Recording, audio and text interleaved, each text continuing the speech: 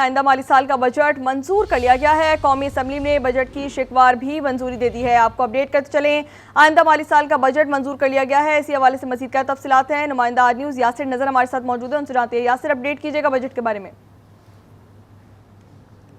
Budget اجلاس اب مکمل ہو چکا ہے۔ بجٹ اجلاس میں فائنانس بل کی شق وائز منظوری جو ہے اب مکمل کر لی گئی ہے۔ تمام جو فائنانس بل کی شقیں ہیں ان کی آج مرحلہ وار منظوری جو ہے وہ مکمل کی گئی ہے، اور فائنانس بل 2025 قومی اسمبلی سے باقاعدہ طور پہ منظور کر لیا گیا ہے۔ اور اس میں فائنانس بل کی جو شق وار منظوری تھی، اس میں انکم ٹیکس آرڈیننس 2001 میں وزیر خزانہ کی جو ترامیم ہیں وہ منظور کی گئی ہیں۔ اپوزیشن کی تمام ترامیم جو ہیں وہ مسترد کی گئی ہیں۔ انکم ٹیکس آرڈیننس کے تحت 107 اداروں کو ٹیکس چھوٹ بھی دی گئی ہے۔ پاکستان بار کونسل سمیت صوبائی بار کونسل کو ٹیکس اسنا جو ہے وہ دے دیا گیا۔ اسی طرح فوجی foundation, army welfare trust, foundation university کو ٹیکس چھوٹ جو ہے وہ دے دی گئی ہے۔ شوکت خانم، ایدی فاؤنڈیشن، شفا ٹرسٹ اور دیگر جو ٹرسٹ ہیں ان کو بھی ٹیکس چھوٹ دی گئی ہے۔ اسی طرح اب فائنانس بل کی جو شق وار منظوری تھی اب اس کو مکمل کر لیا گیا ہے، اور قومی اسمبلی کا اجلاس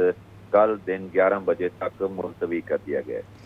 ٹھیک ہے، قومی اسمبلی کا اجلاس ملتوی کر دیا گیا ہے۔ قومی اسمبلی میں فائنانس بل 2025-26 منظور کر لیا گیا ہے، جبکہ وفاقی بجٹ کا کل حجم 17,600 ارب روپے رکھا گیا ہے۔ بجٹ میں مجموعی آمدن کا تخمینہ 19,400 ارب رکھا گیا۔